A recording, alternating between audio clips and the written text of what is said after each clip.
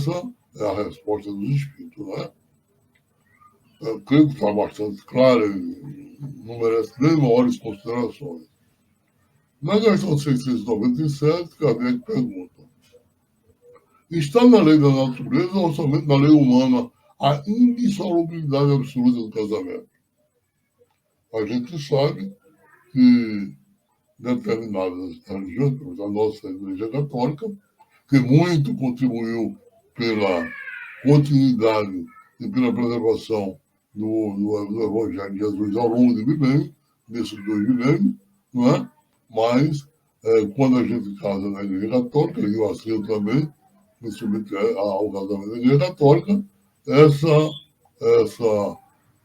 união através do casamento católico, ela é indissolúvel. Só Deus pode romper essa união, né?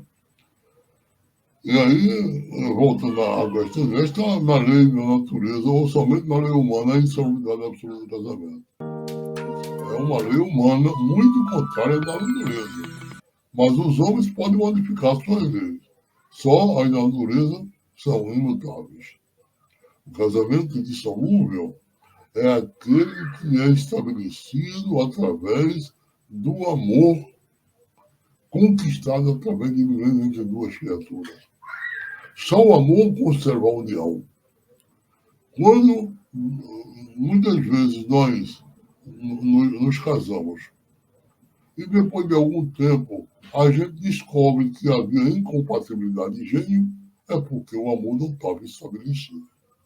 Porque quando o amor está estabelecido, o amor une. O amor une para todo o século. Não é? Mas aquilo que desune é aquilo que não está dentro dos propósitos da divindade. Mirabeau diz o seguinte: não podemos dizer que o casamento é indissolúvel. Separar o que Deus juntou é bem diferente de separar o que os instintos inferiores uniram. O problema sério do casamento é a sintonia de afinidade espiritual. Os que se unem por amor verdadeiro, nada do mundo pode separar, nem mesmo a desencarnação, pois os espíritos continuam juntos por vibrações espirituais.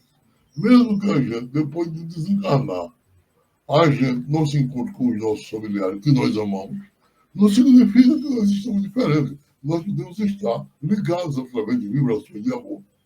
Pode até em planos diferentes, mas nós continuamos unidos por essas vibrações, não é? Diferente de quando a gente está unido através simplesmente pela satisfação de ordem material, pela satisfação de ordem sexual. Evidentemente que, com o tempo, esse pseudo-amor que se imaginava que houve apenas a atração de ordem material, ela naturalmente se rompe. E aí é dissolúvel, né? Na 698, Kardec perguntou: o celibato voluntário representa um estado de perfeição meritória aos olhos de Deus?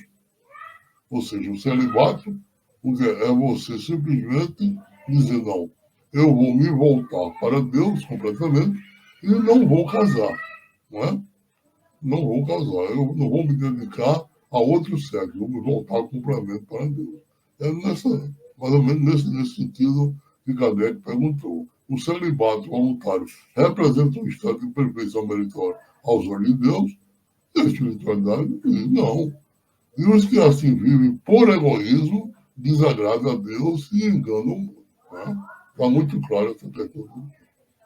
Na 699, Kardec perguntou: da parte de certas pessoas, o celibato não será um sacrifício que faz com de se votarem de modo mais completo ao serviço da humanidade? Aí a gente vai, isso é muito diferente. Eu disse por egoísmo. Todo sacrifício pessoal é meritório, quando feito para o bem. Quanto maior o sacrifício, tanto maior o mérito. Então você olha, por exemplo, Madre Teresa de Calcutá, né? Ela se dedicou ao celibato, mas se voltou completamente para assistir aos desassistidos de Calcutá na Índia. Né? Ele disse: olha, isso é diferente. Eu disse, por egoísmo, todo sacrifício pessoal é meritório, quando feito para o bem, Quanto maior o sacrifício, tanto maior o bem. Na questão, eu vou simplesmente ler as outras questões, porque a gente está chegando ao final do nosso estudo. Ele diz: a igualdade numérica, que mais ou menos existe entre os céus, constitui indício de proporção em que deve unir-se? Aí eu estudo assim, por quanto toda a natureza tem um fim. Na 701, e última questão da nossa lei de reprodução é essa. Qual das duas, a poligamia ou a monogamia, é mais conforme a lei da natureza? Não é? Ele diz: olha, a poligamia é lei humana, cuja abolição marca um progresso social. O casamento, segundo as vistas de Deus, tem que se fundar na afeição dos seres que se unem. Na poligamia, não há afeição real. Há apenas sensualidade. Não é? A gente tem muitos exemplos ao longo da história, dentro da própria Bíblia a gente vê muito isso. Ele diz: olha, se a poligamia fosse conforme a lei da natureza, deverá ter possibilidade de tornar-se universal, o que seria materialmente impossível, dada a igualdade numérica dos sexos. Deve ser considerada como um uso de legislação especial apropriada a certos costumes, e que o aperfeiçoamento social fez que desaparecesse pouco a pouco.